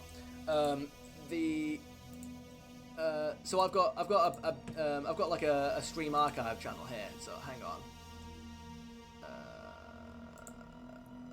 Yeah, I've got a stream archive channel here, and one of the Stellaris streams that I did was I beat the 25 times contingency at the earliest arrival setting for the first time, and I did it only in one sitting as well, which I was happy with.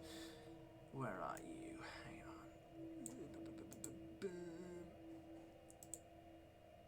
There we go. Bam. There we go. There we go. Team games with Toonie. There we go. Yeah, so that was the first time that I'd managed to beat the contingency. Well, no, not the first time that I beat the contingency, but it was the first time that I'd beat them on 25 times difficulty. That was a fun experience. So yes, the armies are on their way to being built. And this time around, I've done it off camera, but I've still beaten them. I've still done it. It was great. Whoa, whoa, whoa, whoa, whoa, whoa. Okay, alright, lovely.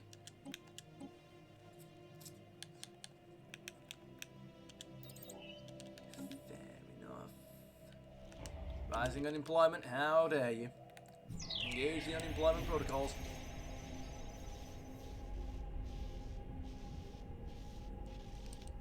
Whoa, whoa, whoa, whoa, whoa, whoa. I'm surprised that these guys are still trying to like give me knowledge and resources. Like, I feel like they should take that away. Like, again, I'm trying to delete the universe. Why are you helping me? Curate order, aid us in research, purchase. Recruit one of your scientists. Nah.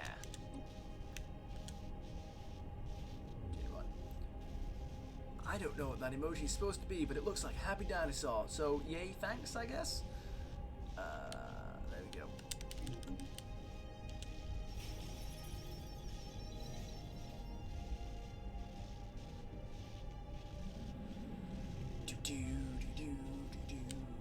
Right, there we go. Let's build you. Oh, wow, you are building very quickly, aren't you? You are doing that thing.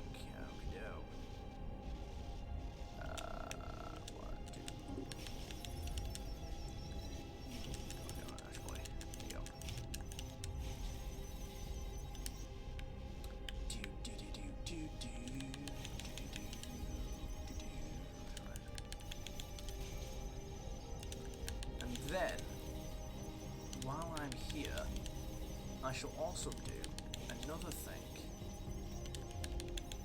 Since I'm at this point in time, I may as well... there we go, hang on. Let's, first of all, get everybody over here.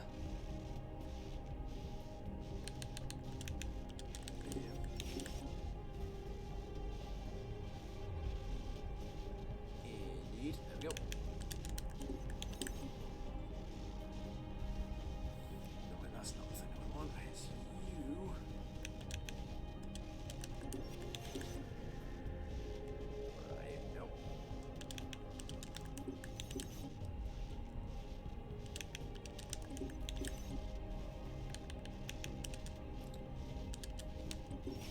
Boom, there we go. Right, so 2 seconds. While I'm here, I may as well do the main channel, which is where most of the effort goes. And this is quite simply just TuneBoy. There we go. That's the main channel. That's where all the Let's Plays go. That's where all the main stuff goes. The streaming stuff is mostly infrequent and inconsistent. It's just whenever I feel like it, essentially. And then the first channel that I showed you was just the stream archive. Excuse me. There we go. And I need these things to build as quickly as possible so that I can solve this overpopulation problem. Because I would hate to have to...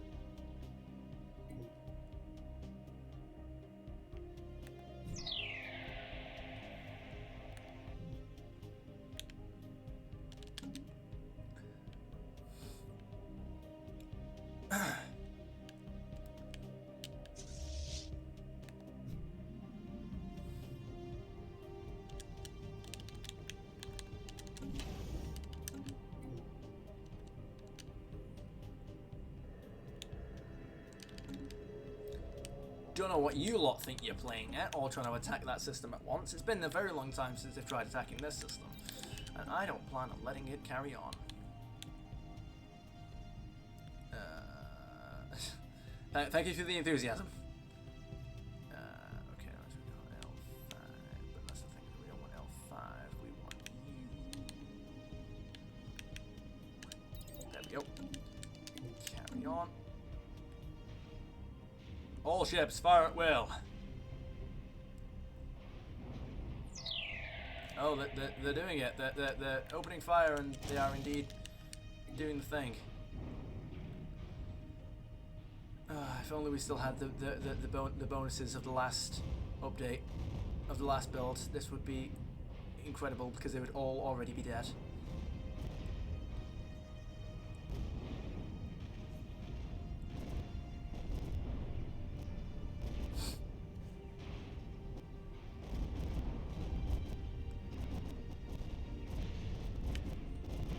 Oh wow, they've done well, to be fair. They have done alright. They have done alright. They have destroyed quite a few of them. They've destroyed half of the starbase. That is impressive. However, it shall not last. There we go. Wait a second. They all spawned in again. Oh, they've sent more. Lovely. Indeed. And now the rest of them have left. They've been like, okay, that plan didn't work. Alright, let's try again, lads. Another day.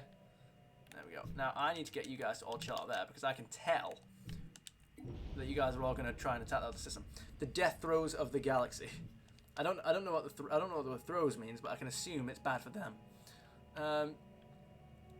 Yes. Right, so we're going to you. Yeah, this next... Whoa. Why would you do that?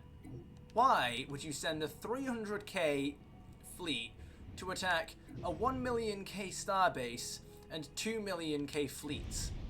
What on earth is your plan here? Unless it was a cleverly disguised plot to prevent my fleets from going over here, in which case you could attack the starbase, but that's not going to work, so no. There we go. I'm not entirely sure what they're expecting. The pinnacle of AI tactics, yes. Throw your weak fleets at the heavily defended starbase, yeah. Honestly, I am very impressed with how powerful the AI has become in recent updates, because it used to be that even though I'm on Grand Admiral like difficulty and all that, and they're still I'm still able to beat them.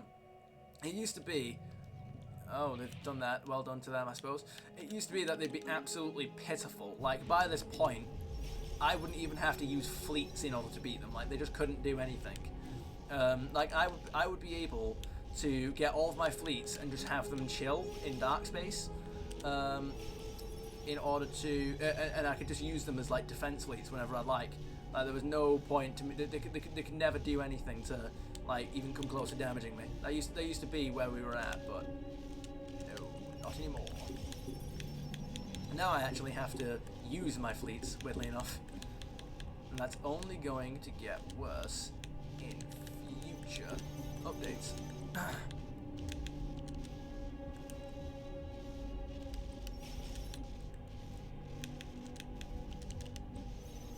No, not you, you fool. Right.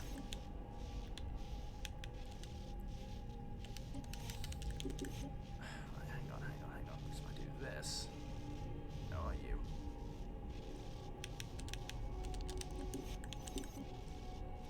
Yeah, actually, same here on PC. They tend to turtle up with few pitiful fleets waiting for the end of times. Yeah, they definitely do wait for the end of times, don't they? They really do wait. They don't really do anything about death.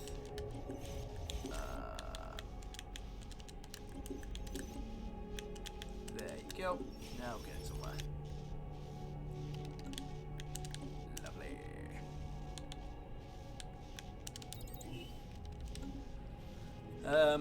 Whereas, again, kind of what I've been trying to go for this entire time is, you know, everyone teaming up and fighting me all at once and eventually winning. But that's not quite what they do.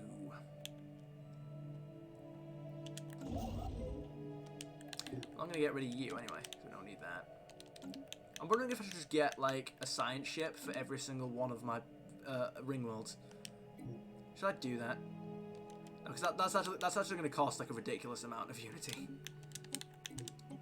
And I know about a ridiculous amount of Unity.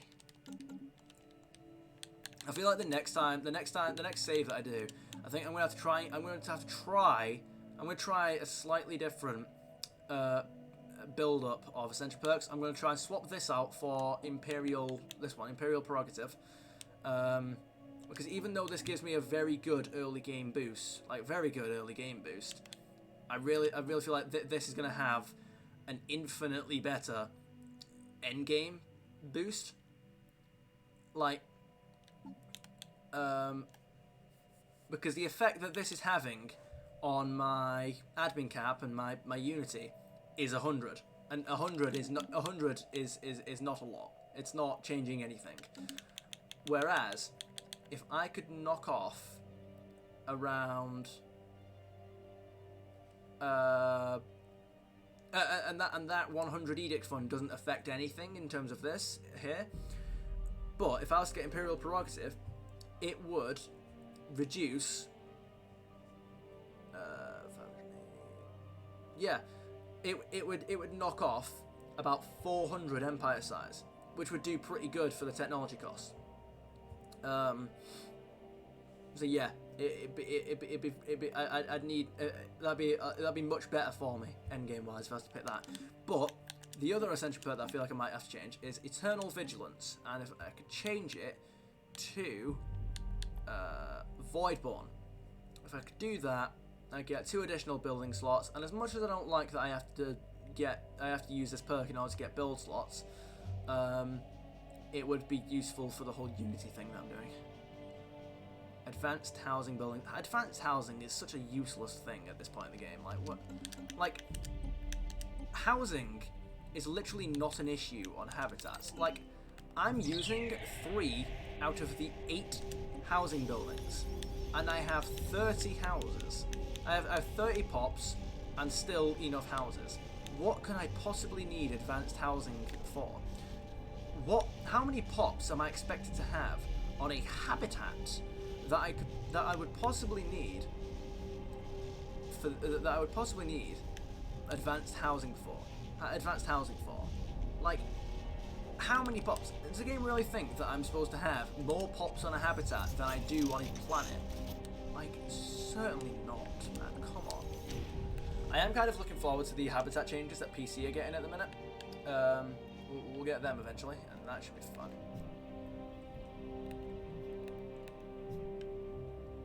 Alright. You guys build yourselves up. Pretty please. Like, the first things that I'm going to take from the rest of the galaxy are going to be things like this, right? The strategic coordination centers. Because then I can build more defense platforms around each one of my star bases, which is going to make them a lot more powerful.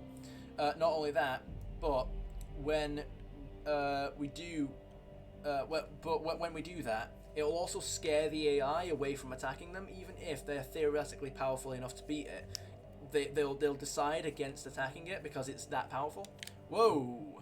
Speaking of, okay. Wait a second. Well. Hang on. This whole thing was your idea. But this was never going to work.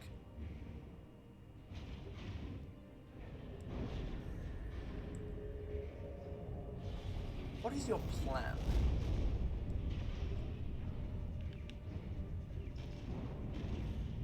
That was never going to do anything. Here we go again. You could... Why are you attacking one at a time? You could have won if you had attacked all at once, but you didn't.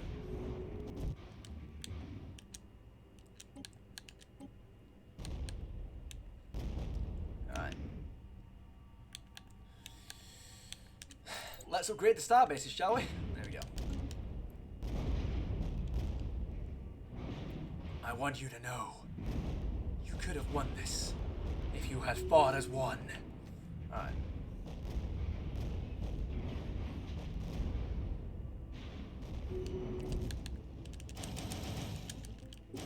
Whoa, whoa, whoa, whoa. Build them up. There we go. Yay. Oh, look at that. They actually still have a fleet. Look at that. They still have a fleet. Not for long. There we go. Do, do, do.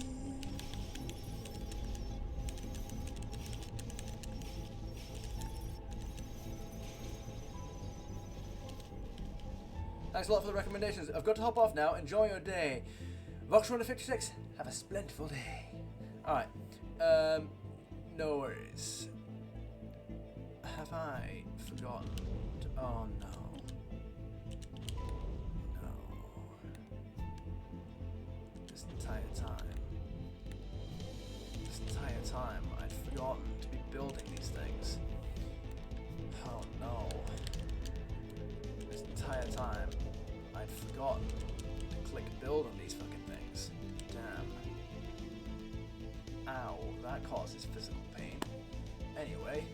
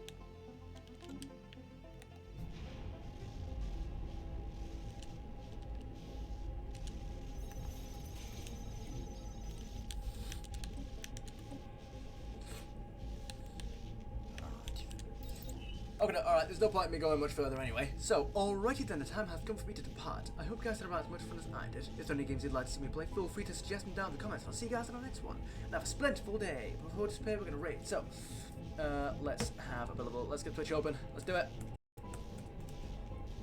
Let's see what's going on. Let's see who's active. Let's see who is among the land of the living. Alineate, sure, why not? Balloons TD6. I don't know what this is, but I suppose we're going to find out. Do, do, do.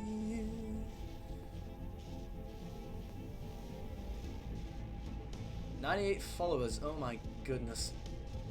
What's even happening? You know, a year and a half ago, I was on like 40 subscribers, YouTube wise. I'm now on 124. I'm now on 124, and I'm also, and we're nearly at 100, and we're nearly at 100 followers on Twitch. What on earth is going on? Anyway, start raid. 10, 9, 8, 7, 6, 5, 4, 3, 2, 1. Read. End stream. Bye.